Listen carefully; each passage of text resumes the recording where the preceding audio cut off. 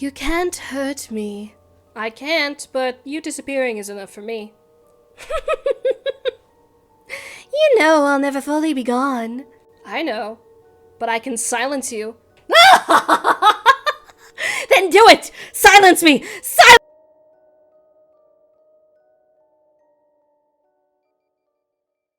It's time we get to the last book in the series, Allegiant. Allegiant takes place immediately after the events of Insurgent. This is also structured quite differently compared to the other two books. Divergent and Insurgent were from the first-person perspective of Triss, but in Allegiant, it's from the first-person perspectives of both Triss and Tobias. But don't worry, the author tells you in the chapter heading which perspective you're looking at. The story begins with Triss and her small group being arrested and later interrogated by Evelyn, who is now leader of the city. Triss seems to be immune to the effects of the truth serum and comes up with a lie that allows Christina and Kara to be pardoned. Now let me pause for a moment and explain what's going on under Evelyn's rule. It's not the peaceful type you would think it to be. Evelyn and her factionless followers have all the weapons, and she intends to use death and fear as tools to get people to bend to factionless rule, and just abandon their old way of living. Anyone who is caught trying to go back to the old ways of factions is ridiculed and beaten. It's really no better than it was when the factions were around. But with every horrible situation, there's always people who rise up to rebel. Tobias tells Triss that there's a group of people who call themselves the Allegiant, who are working to restore the faction system, without the mind control, of course. Triss isn't sure at first if she wants to participate since she's been through quite a lot already. Well, it seems she's getting roped into this anyway when the factionless go out and destroy the choosing ceremony bowls in order to completely destroy the idea of factions. Edward is among them, and as he's destroying it all, a man tries to stop him but gets injured. That's when everyone erupts into a frenzy and Edward is killed. Well, this makes Evelyn want to set some more strict rules. The Allegiant invite Triss to meet up with them to discuss a plan to overthrow Evelyn and take back the city. Triss brings Tobias, Christina, and Uriah to meet up with the Allegiant. The Allegiant are run by Joanna and Kara. They want to send people outside the city as per the request of the video. Triss, Tobias, Christina, Uriah, Peter, and Tori are selected to go outside the city to meet with the people outside. Now, because Caleb was working with Janine, he is soon to be executed. Triss doesn't want Caleb to be sent to his death, so she asks Tobias to break him out. Tobias does just that and takes him with them on their expedition to the outside. On their way out of the city, the factionless attack the group, and Tori is killed. The rest of the group is found by some people in the ruins of the old O'Hare airport. One of those people is Amar, Tobias' old mentor, who was thought to be dead because he was divergent. They are all taken to the Bureau of Genetic Welfare, which is led by a man named David. Well, here's where we learn what's really been going on. So the entire city of Chicago and its people were walled off from the rest of the world because they were part of an experiment sanctioned by the US government. You see, many years ago, it was discovered that people only seemed to do immoral things like murder because they had damaged genes. An attempt to correct human genes resulted in an event known as the Purity War. It was a civil war with one side being those with damaged genes, and the other side being the government and those with pure genes, also known as Divergent.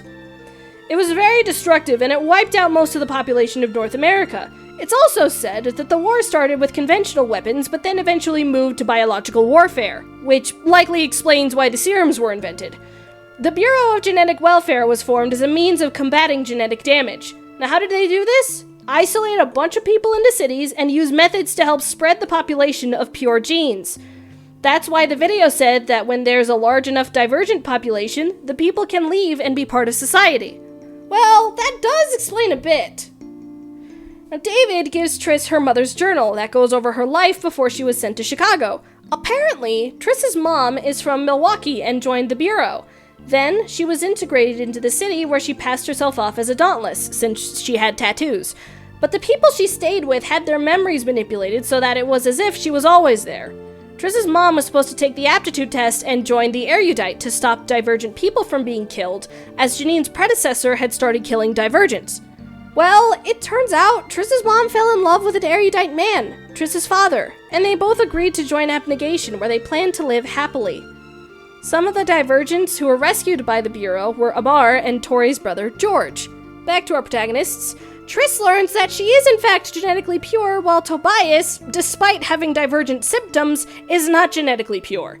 Tobias isn't really fond of that notion and ends up joining Nita and a group of people who are genetically damaged, who intend to rise up against the Bureau. Now, during Tobias' time with them, he learns that there are records of wars that took place long before the Purity War, meaning that genetically pure people can have those same violent tendencies as the genetically damaged. Now, Tobias tells Triss about what's going on, as the plan seems to be only stealing the memory serum, as that's what's keeping the Bureau in power, the ability to reset people's memories. Triss is unsure about the plan. She ends up telling Matthew, one of the genetically pure, and a sympathizer to the genetically damaged, and he tells Triss that the real plan was to also steal the death serum. Matthew was actually the one who helped Nita gain access to the weapon room. Well, the attack begins with several bombs going off to cause a diversion, and Uriah is caught up in the blast, causing him to become brain damaged. Triss manages to find Nita and stop her from killing David by holding him hostage and shooting her. David appoints Triss to be part of his council. She's not officially part of the council since she's so young, but she is there to help out.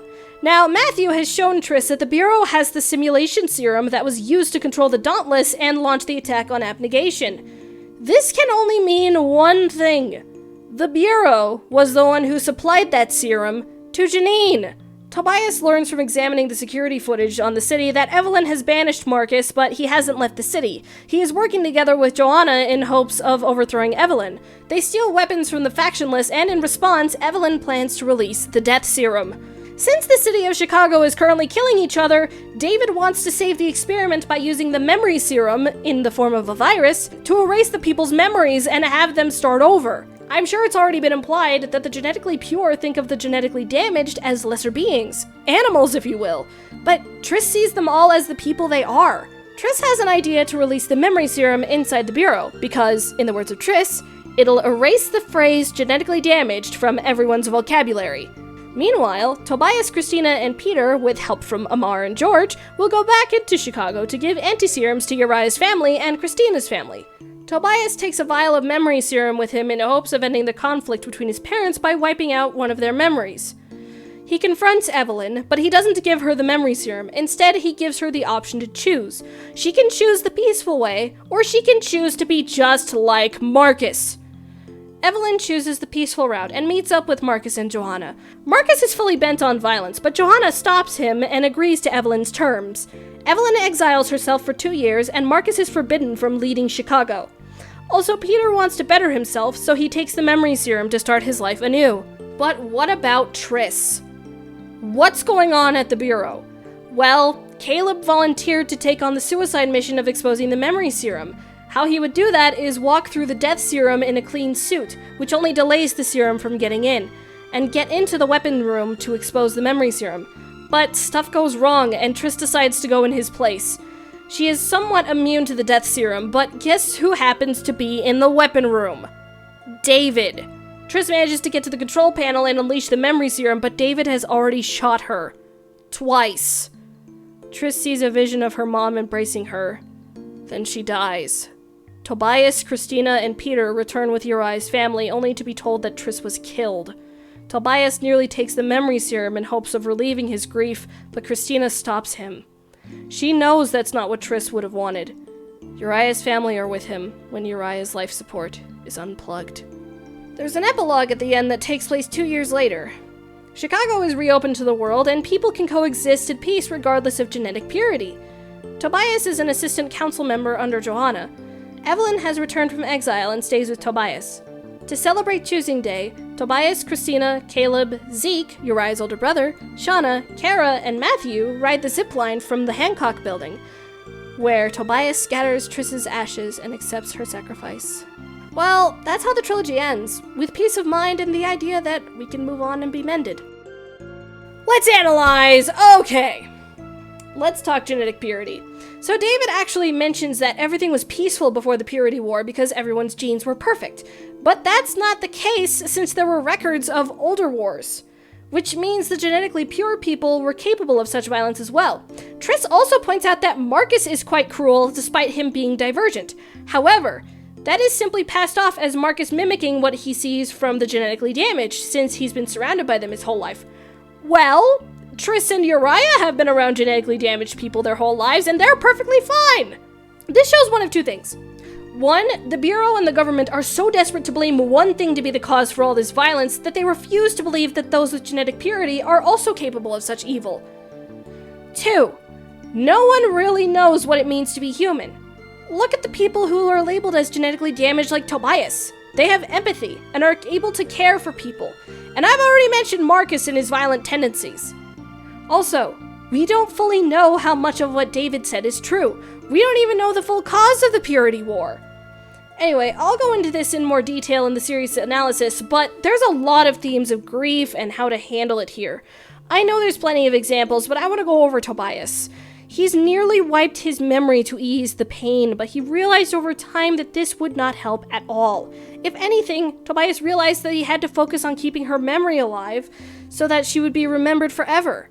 Also, Tobias changes completely after this experience. He refuses to use violence of any kind. He only wants to make changes with words, which is why he's working with Johanna in the end.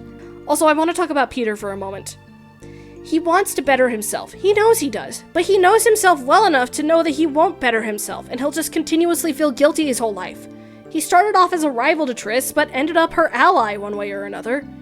Peter knew that the only way he could really fix himself is to wipe his memory and start over. Okay, let's talk about the serums. There are serums designated for each faction. The Abnegation have the memory serum, which leads me to believe that this is a method of retraining people to believe that they've always been selfless. But I don't know for sure, this is just a theory. I've briefly gone over the Amity Peace Serum in the Insurgent review. It's meant to keep people peaceful and less aggressive. This isn't a good way to keep the peace. Sure, the people are peaceful, but how are they going to learn how to deal with conflict?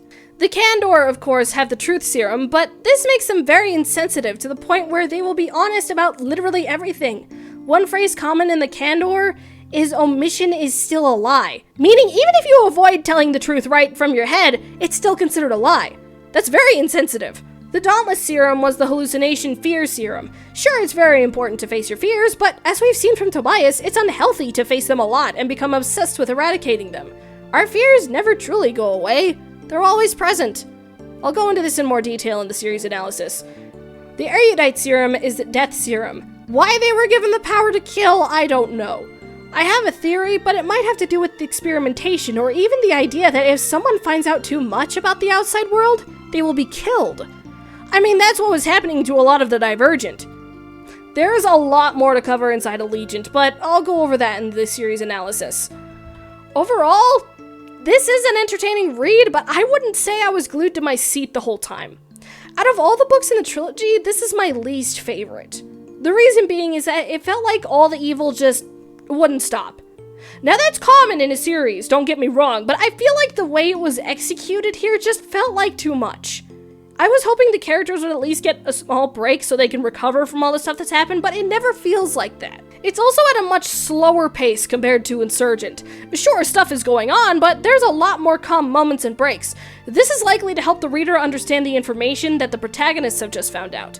But then it goes from 0 to 100 real fast with there being another rebellion that needs to stand up to a corrupt corporation. Also, sometimes while reading, I have a tendency to forget which perspective I'm reading. That's just me. I'm sure other readers have no trouble, but it did get a little confusing. I'd recommend Allegiant for ages 17 and up. The reason is that there's more violence and destruction portrayed, especially amongst a little area called the Fringe. There's also more mature themes that may be unsettling to young readers.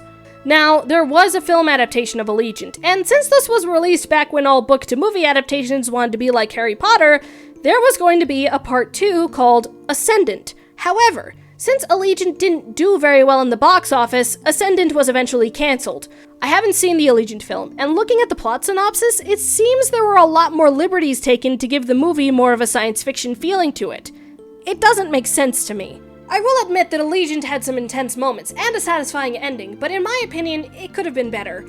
Well, what do you guys think? Let me know in the comments. With the end of the series, the only thing left to do is to analyze the series as a whole.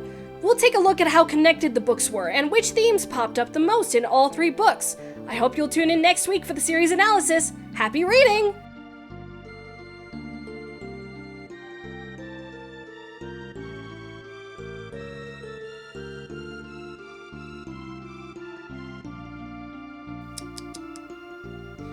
You're wearing out. Soon you won't ever be able to silence me.